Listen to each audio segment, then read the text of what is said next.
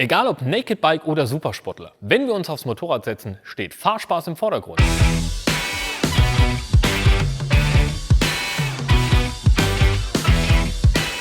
Dass es dafür nicht immer einen supersportlichen Reifen braucht, darüber reden wir mit Lukas Litt in der kommenden Folge des Metzler Table Talk.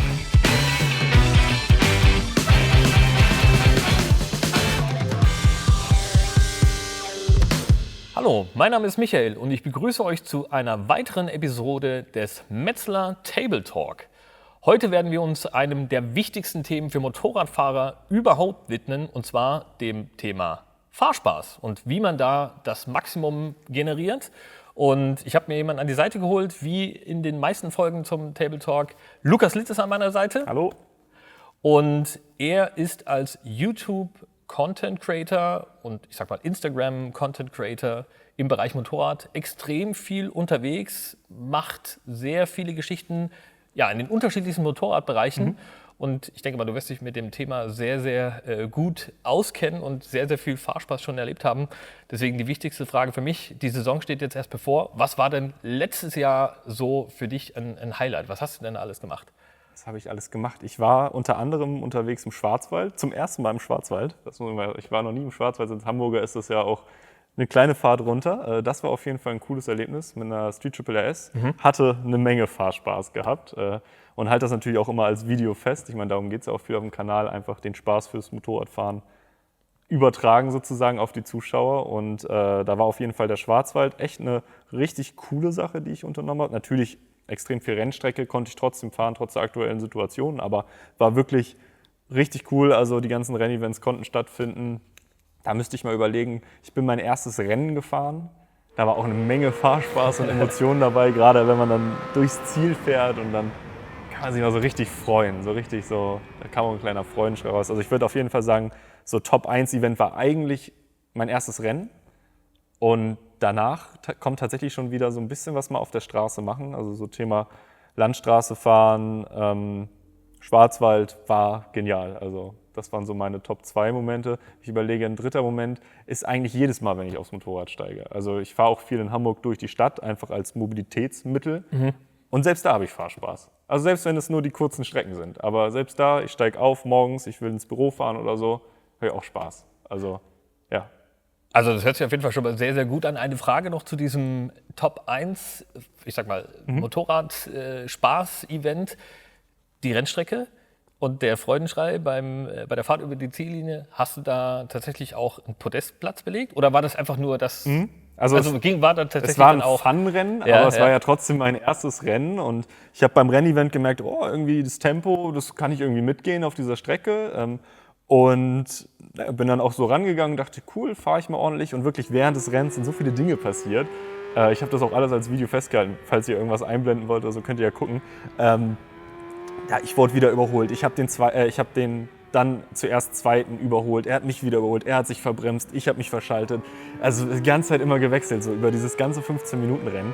Und als ich dann tatsächlich, glaube ich, in der vorletzten Runde ihn dann überholt habe, weil ich einfach dann doch schneller war, bin ich auf den zweiten Platz gefahren, ja. Also von diesem Fun-Rennen war ich auf dem zweiten Platz. Und natürlich ist das ein geiles Erlebnis, dann auch nochmal abschließend auf so ein Podest dann zu kommen. Vor allem, wenn es das allererste Rennen ist und dann gleich wirklich mehr oder minder auf dem Treppchen. Und wenn es erkämpft ist, also wenn es jetzt nicht so, ich fahre auf Platz 2 irgendwie los und fahre halt die ganze Zeit, sondern wenn das wirklich dann auch noch mit Überholen, mit Problemen und das war toll. Das war echt toll.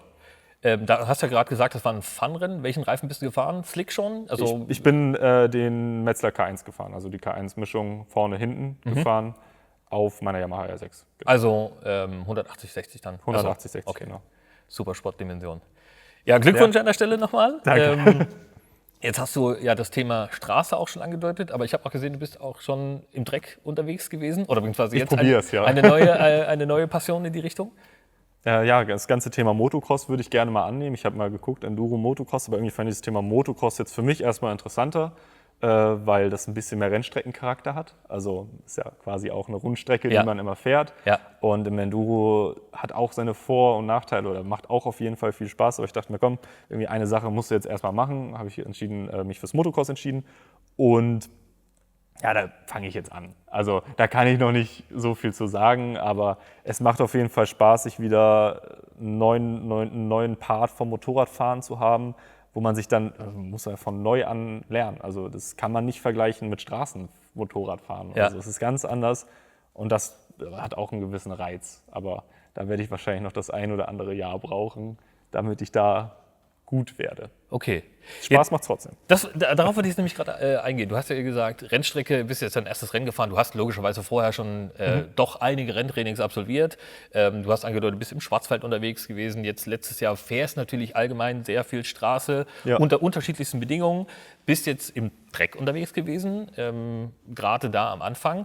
Die Sache macht dir aber auch Spaß. Was ist dir denn persönlich, egal welche Beschäftigungsbereich Motorrad du da jetzt betrachtest, was ist denn für dich persönlich wichtig, dass du eben diesen Fahrspaß erzeugen kannst, damit du wirklich Spaß an der Sache hast? Ich glaube, es ist einerseits in Dingen besser zu werden. Das ist auf der Straße, kann man es vielleicht nicht so messen, ob man besser wird, aber ich merke es immer, also das ist auf jeden Fall ein wichtiger Faktor für Fahrspaß, dass man immer einen Progress hat, dass man besser werden kann. Und das merkt man auf der Rennstrecke natürlich extrem, wenn man einfach sicherer fährt, die Rundenzeiten besser werden und. Das merkt man ebenso auf der Crossstrecke, wenn man sich mal jetzt nicht andauernd hinlegt oder wenn man erstmal merkt, oh, das wird langsam nicht mehr so anstrengend für mich. Und am Ende übertragen sich diese zwei Bereiche wieder auf den Straßenbereich, meiner Meinung nach. Und auf der Straße fahre ich so tiefenentspannt und ich habe auch in brenzlichen Situationen oder wo es mal enger werden könnte, bin ich so cool im Kopf. Und wenn ich dann solche Situationen meister sozusagen, ist jetzt nicht, dass Motorradfahren die ganze Zeit ein Überlebenskampf ist, aber wenn ich in vielen Situationen einfach cool sein kann und weiß, ich kann das, ich habe das gelernt, dann entwickelt sich das Gefühl schon wieder direkt zu Fahrspaß. Also das Gefühl der Kontrolle ist, glaube ich, so ein großer Faktor. Okay. Wenn man das Gefühl hat, man hat etwas unter Kontrolle, dann entwickelt das automatisch Spaß. Weil du natürlich entscheiden kannst, hey, ich möchte jetzt so fahren oder so fahren, ich möchte die Kurve so schnell nehmen oder so schräg nehmen. So, ich glaube, das ist so bei mir auf jeden Fall ein großer Faktor Spaß. Okay, also so grundsätzlich so Souveränität bei dem, was du da machst. Genau. Du hast ja das Thema auch im Motocross angesprochen, so diese Entspannung. Ne? In dem Moment, wo ich auf dem Motorrad sitze und irgendwie angespannt bin, bin ich natürlich halt auch nicht in der Lage, so viel Freude und Fahrspaß, sage ich jetzt mal, zu generieren. Du hast ein Motorrad mitgebracht, beziehungsweise eine MT-09. Eine MT-09 von Dumco Lütt, genau, vor einem Yamaha-Händler. Und ich durfte mir die aber mal ausleihen für eine Zeit. Und da hatten wir eine ganz coole Sache, beziehungsweise ich wollte unbedingt mal einen neuen Reifen testen. Da hast du das T-Shirt auch an, ich weiß nicht, ob man es sehen kann. Genau. Und zwar haben wir das gleich verbunden und ich bin noch nie eine MT-09 vorher gefahren. Und ich wollte es gleich verbinden mit, ich bin noch nie ein Roadtec 01 SE gefahren. Und das haben wir quasi kombiniert und dann haben wir gemeinsam mit dem Händler ja den Reifen raufgezogen und ich konnte das Bike ein paar Tage testen bei den Hamburger Bedingungen, also mal ganz gutes Wetter, mal kalt und mal Regen. So, das konnte ich halt alles mal testen und ich war tatsächlich einfach gespannt, weil wenn ich mir den Reifen angucke oder beziehungsweise ich bin immer ans andere Reifen gefahren, also sei es ein K3, ein Racetec RR oder ein Mazda M9 RR, dann sehen die natürlich irgendwie direkt ein bisschen sportlicher aus und vom Image her würde man meinen, das sind die Reifen, die nur gehen, wenn du schnell und sportlich durch die Kurven fahren willst. So, wenn man es hören würde, vom Optischen, da würde man das denken. Und deswegen haben wir gesagt, beziehungsweise du meintest ja auch schon am Telefon, hey Lukas, der Roadtec, der kann was. Probier den mal aus. Und deswegen habe ich mir gedacht, dann nehme ich mir ein super agiles Bike, die MT-09, super handlich. Motor auch, ich bin Dreizylinder-Motor-Fan, dachte ich mir, gut, machen wir mal, probieren wir aus und dann halt gleich mit dem Reifen in Kombination und ja, ich hatte Spaß gehabt. Also sowohl in den Kurven als natürlich auch beim guten Hamburger Schiedwetter gar kein Problem. Also wirklich hatte ich auch eine Menge Spaß, weil das Thema Kontrolle die ganze Zeit voll da war. Also null Probleme. Du hast ja die sportliche Note da schon ein bisschen angedeutet und jetzt im ersten Teil des Gesprächs hat man ja gemerkt, du bist ja eher so der super sportliche bzw. fahraktive und Sportmotorrad-affine Typ. Da zählt jetzt ja die MT-09 als Crossover-Sport-Touring-Bike so nicht hundertprozentig rein. Im Video hat das aber einen sehr, dynamischen Eindruck gemacht und das war, glaube ich, auch einer der Aspekte, der dir da an dem Reifen ganz gut gefallen hat. Ne? Ja, voll. Also ich klar, ich wusste irgendwie Naked Bike, das ist recht handlich, da kannst du gut in die Kurven reindrücken, da kannst du vernünftig mitfahren. Ich hatte aber am Anfang immer im Hinterkopf den Reifen und dachte so, oh, fahren wir jetzt hier nicht so schnell oder fahren wir jetzt nicht so schräge, vielleicht läuft das nicht, vielleicht funktioniert das nicht. Das sind so die ganzen Vorurteile. Und da bin ich 15 Minuten gefahren oder sowas auf der Kurvenstrecke und ich habe es vergessen. Also das hat sich nicht anders, also der fährt sich genauso gut für mein Fahrverhalten auf der Straße als alle anderen Reifen, die noch sportlicher sind. Also ich habe da ich habe da nichts vermisst bei der Sache. So. Und ich glaube, das ist echt krass, wenn man überlegt, so ein Reifen, ich würde jetzt mal behaupten, der hat noch eine höhere Laufleistung, der hat vielleicht sogar noch eine bessere Nass-Performance. Das ist schon ein guter Allrounder-Reifen für ein Allrounder-Motorrad. Man kann mit dem Motorrad ja genauso schnell fahren oder, wenn man es möchte, genauso schnell fahren wie mit einer Supersportler auf der Straße oder wie auch immer.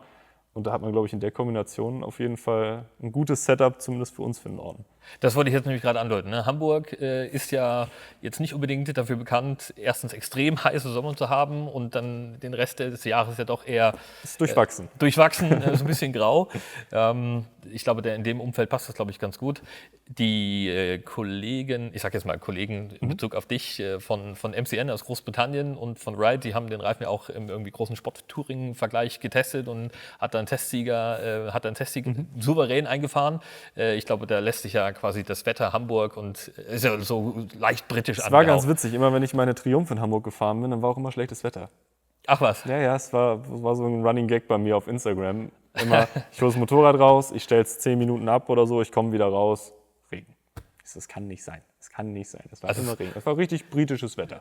Direkt mit dem Moped dran getackert, direkt verbunden. Garage auf, Sonne weg, Wolken raus.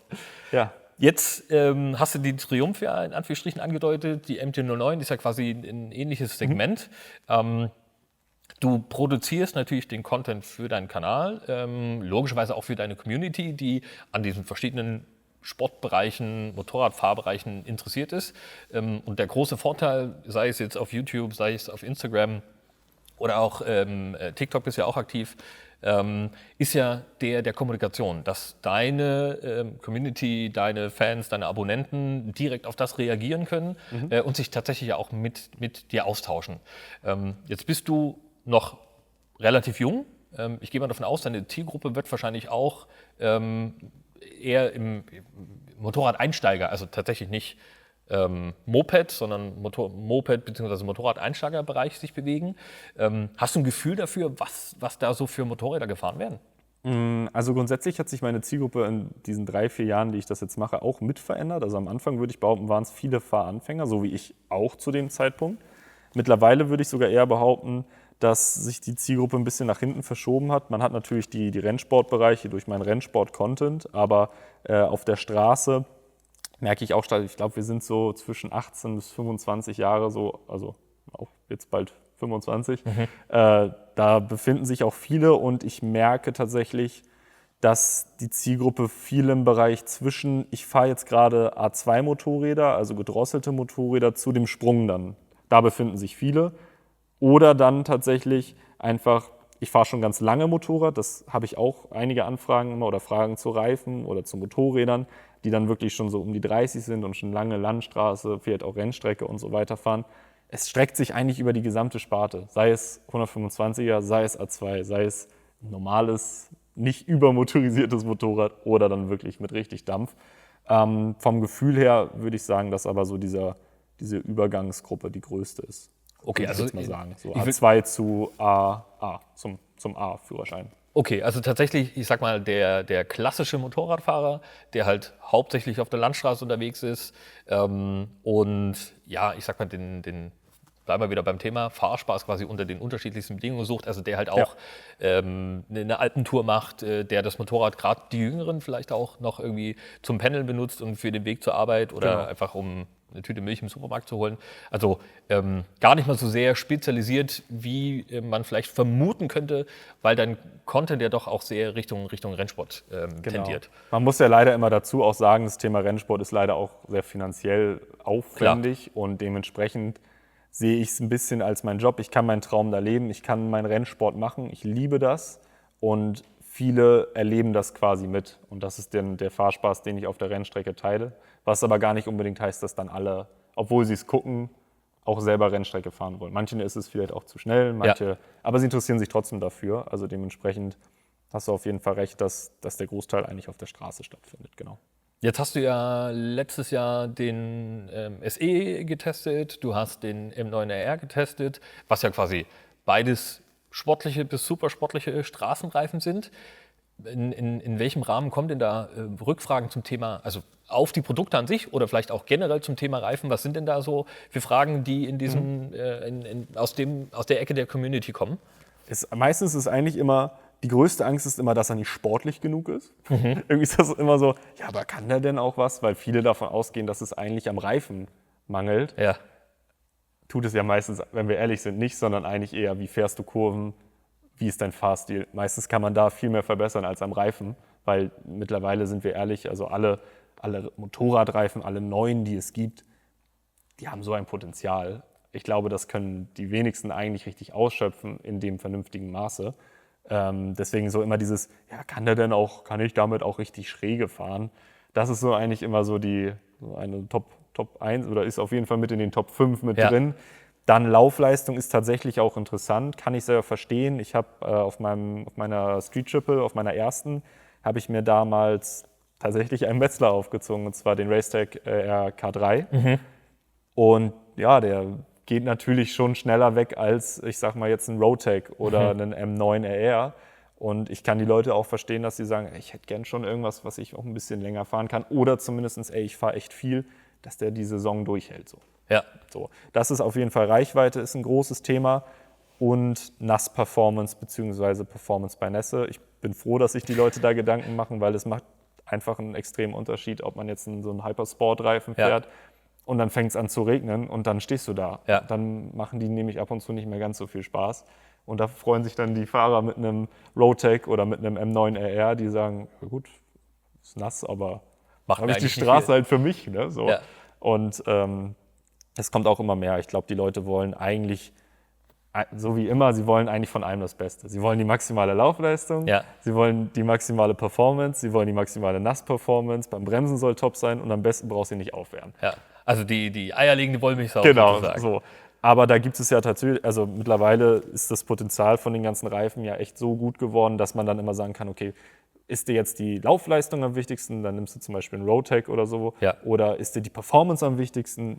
Meiner Meinung nach, auch wenn wir hier gerade vielleicht eher beim Roadtech-Video sind oder beim Fahrspaß-Video, für mich ist der M9RR momentan der Reifen, den würde ich überall aufziehen. Überall. Also wenn ich jetzt 5 Motorräder hätte, überall raufklatschen. Alles klar. Ja. Aber weil bei dir das Thema, ich sag mal, Laufleistung vielleicht auch nicht so eine ganz, ganz große Rolle spielt. Ne? Also, Ich fahre nicht so viel auf der Straße. Ja. Das stimmt. Also da hast du vielleicht wenn du dann tatsächlich in den Schwarzwald fährst, für die kurze Strecke so diesen Performance-Zugewinn vielleicht. Ne? Wobei man natürlich dazu auch sagen muss, limitierender Faktor ist ja in Anführungsstrichen die Straßenverkehrsordnung. Genau. Da ist es ja mehr oder minder Jacke wie Hose, ob du das ist mehr Kopfsache, würde ich mal behaupten. Genau. Aber ja. Ich glaube auch. Darauf wollte ich jetzt nämlich gerade hinaus. Also gerade diese sportliche Ausrichtung beim SE zeichnet sich ja tatsächlich auch so ein bisschen in der Verfügbarkeit und in den angebotenen Dimensionen wieder. Vorderreifen 120/70, also so diese klassische Naked Bike und Supersportler-Dimension, und auch bei den Hinterrädern ist von 160/60, also was so typische Supermoto-Größe, 180/55, 190/55, 190/50. Also eigentlich so diese klassischen Sporttouring bis Sportmotorradgrößen. Und was man natürlich dazu sagen muss, auch die Optik macht ja so ein bisschen da diesen Spagat aus. Ne? Ich glaube, du hast das ja angedeutet mit diesen Nassfahreigenschaften, ne? und der Laufleistung. Also ich kenne mich ja da relativ gut aus und weiß tatsächlich auch den Unterschied zwischen den verschiedenen Grip-Arten, ne? Also vieles passiert ja über den chemisch. Genau, mechanisch und chemisch. Vieles passiert über den chemischen Grip. Deswegen hast du ja auch die Möglichkeit, sehr sportliche Reifen mit relativ wenig Profilanteil mit gutem Nassgrip zu versorgen. Aber da kommt halt dann doch auch der Kopf mit dazu, weil du halt einfach denkst, ist so wenig Negativprofil drin. Aber das dachte ich beim M9R auch und dann waren wir da auf der Rennstrecke im Ascari Circuit und da war die Fahrbahn voll nass und ich bin einfach Vollgas gefahren und das ging. Es ist einfach echt Kopf. Was der chemische Grip dann halt ausmacht. Es ist einfach nur Kopfsache, also es ist echt verrückt. Genau, und das wollte ich halt sagen. Wenn du dann eben einen Reifen hast wie den Roadtec 01 SE, der halt einfach dir optisch vielleicht schon, wenn du gerade vom Kaffee zurückläufst, steigst aufs Moped und denkst, oh, jetzt wird's feucht, dir dann halt so das Gefühl gibt, ja, geht. Einfach das Vertrauen haben. Vertrauen ist wichtig und wenn man das einmal hatte oder einmal dann eine Erfahrung mit dem Reifen gemacht hat bei Nesse und man weiß, oh, ich hatte nie Probleme, ist top. Dann fährt man auch gleich wieder mit viel mehr ruhiger. Fahrspaß wieder. Ne? Genau, es ist meiner Meinung nach ist es einfach dieses Kontrolle haben. Das macht bei mir einfach viel Fahrspaß aus. Wenn ich das nicht habe, habe ich keinen Spaß. Jetzt haben wir über die verschiedenen Aktivitäten aus dem vergangenen Jahr gesprochen, über die verschiedenen, ich sag mal, Eigenschaften und Vorteile der verschiedenen Reifen, die du jetzt getestet hast, beziehungsweise ausprobiert oder halt nutzt auf deinen verschiedenen Motorrädern. Was ist denn für dieses Jahr denn noch geplant? Dieses Jahr, also Rennstrecke, auf jeden Fall, habe ich ja schon erzählt. Letztes Jahr war einfach das so mein Erlebnis. Das will ich weiter ausbauen. Ich bin am Überlegen, German Moto Masters, Amateurrennserie teilzunehmen, meine ersten Erfahrungen dazu machen. Auch wenn ich da natürlich auf keinen Fall irgendwo vorne mitfahren kann, weil das Niveau extrem hoch ist. Aber die Erfahrung will ich auf jeden Fall machen, mitnehmen. Deswegen das Thema Rennsport bleibt aktiv auf meinem Kanal. Wird wahrscheinlich sogar noch mal ein bisschen intensiver vom Content her. Einfach noch mal mehr Inhalt, mehr Erlebnisse, die ich da teilen kann, weil es macht nochmal einen Unterschied, ob man jetzt einfach bei einem Renntraining fährt oder ob man Rennen fährt. So, deswegen, das wird ein Punkt sein. Thema Straße wird interessant, kommen viele neue Motorräder jetzt dieses Jahr raus von verschiedenen Herstellern. MT-09 SP neu, man munkelt ja auch neue Speed Triple, Street Triple, Trident, da kommt ultimativ viel an Bikes. Dementsprechend wird das auch nochmal ein großer Bereich sein, wo ich viel Probe fahren werde, vielleicht auch ein bisschen was customizen werde. Und dann bin ich immer noch mit meinen YouTube-Kollegen am Sprechen, am Plan, wollen schon nochmal eine Reise machen irgendwie.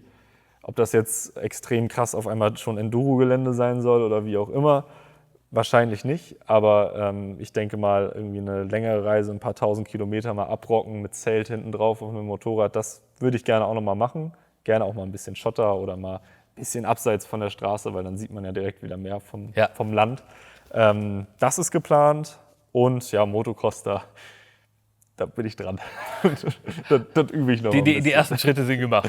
Ja, die ersten Krabbelversuche und Schritte machen wir in diesem Jahr.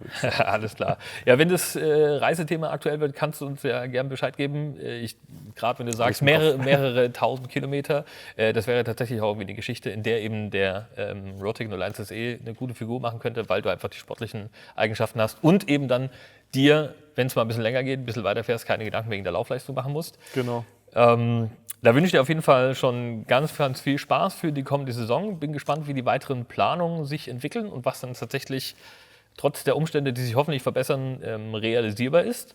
Und genau, danke dir an der Stelle auf jeden Fall schon mal für das Gespräch und deine Eindrücke zum Thema Fahrspaß. Gerne.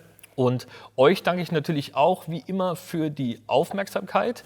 Hoffe, ihr konntet ein bisschen was mitnehmen und ja, einfach so wir konnten euch einen Ansatz vermitteln, wie ihr denn tatsächlich den maximalen Fahrspaß auf dem Motorrad und ja, im Straßenverkehr generieren könnt. Und falls ihr Fragen zu den Produkten habt, habt ihr natürlich wie immer die Möglichkeit, auf metzler.com vorbeizuschauen. Dort gibt es natürlich die Produktseite zum Roadtec 01 SE, zum M9R und für diejenigen, die vielleicht doch mal die Rennstrecke besuchen wollen, so wie es Lukas jetzt sehr intensiv gemacht hat, auch zu den Rennreifen gibt es natürlich jede Menge Informationen auf der Homepage und wie immer der Verweis auch an unseren Support. Wenn ihr es genauer wissen wollt, ruft da bei den netten Kollegen an, die helfen euch auf jeden Fall. Ja, jetzt nochmal vielen Dank für die Aufmerksamkeit. Ich sage bis zum nächsten Mal, wenn es wieder heißt Metzler Table Talk. Lukas, vielen Dank. Danke. Bis zum nächsten Mal. Ciao. Ciao.